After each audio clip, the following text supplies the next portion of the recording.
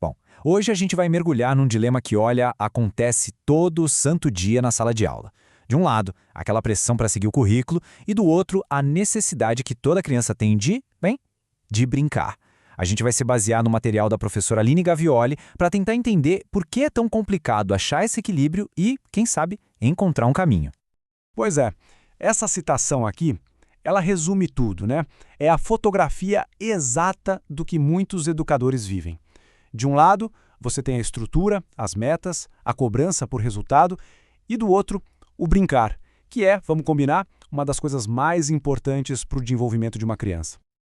Ok, então vamos a fundo nisso. Para a gente pensar em solução, primeiro a gente precisa entender de onde vem o problema, né? Quais são as pressões que acabam criando todo esse dilema?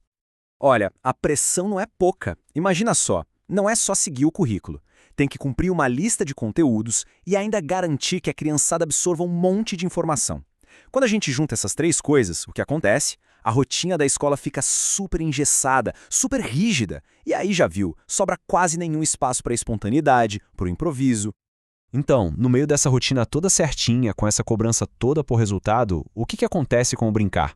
Para onde ele vai parar?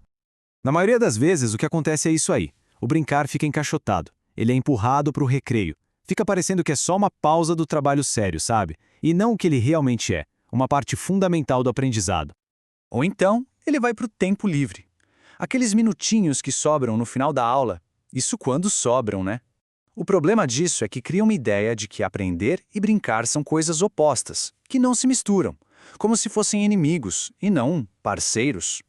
E aí a gente chega na questão central, né? Conforme a gente vai empurrando o brincar para esses cantinhos cada vez menores, será que a gente não corre o risco de simplesmente perdê-lo de vista? É uma reflexão importante, que faz a gente se perguntar o que, no fim das contas, a gente está priorizando na educação.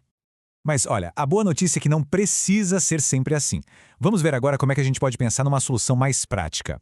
A ideia aqui não é jogar o currículo fora, de jeito nenhum. É integrar as coisas de um jeito mais inteligente. A saída, então, não é ter que escolher entre uma coisa e outra, mas sim combinar as duas. E o segredo parece estar em duas palavrinhas mágicas: organização e recursos. Sabe, com o bom planejamento e as ferramentas certas, o lúdico consegue sim encontrar seu lugar, mesmo numa rotina que parece super apertada. E o material que a gente está analisando aponta para um caminho bem prático. A sugestão é usar ferramentas para organizar o planejamento, buscar inspiração, tipo em vídeos para ter ideias de atividades novas, e até usar plataformas para criar jogos interativos que tenham a ver com o conteúdo da aula.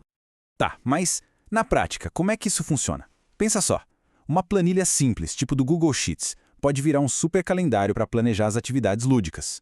O YouTube vira uma fonte inesgotável de inspiração, com um monte de exemplos práticos de outros educadores. E uma ferramenta como o WordWall, por exemplo, consegue transformar qualquer conteúdo em um jogo divertido. No fim das contas, a tecnologia, se for bem usada, vira uma grande aliada para trazer o brincar para dentro da sala de aula. E, para fechar, fica aqui a reflexão. Se a gente parte do princípio de que o brincar é a linguagem natural da criança, então a pergunta muda, né? Não é mais se a gente deve integrar o brincar na aula, mas sim como a gente pode fazer isso do melhor jeito possível. E como a gente viu, com um pouco de organização e criatividade, essa integração não é só possível, ela é essencial.